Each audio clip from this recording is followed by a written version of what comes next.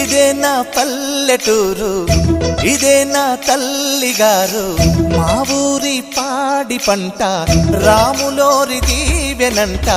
తల్లి గోదావరి నీళ్ళు కడిగె సీతమ్మ పాదాలు, ఊరంతా హాయ్ హాయ్ హాయ్, మనసంతా హాయ్ హాయ్ హాయ్.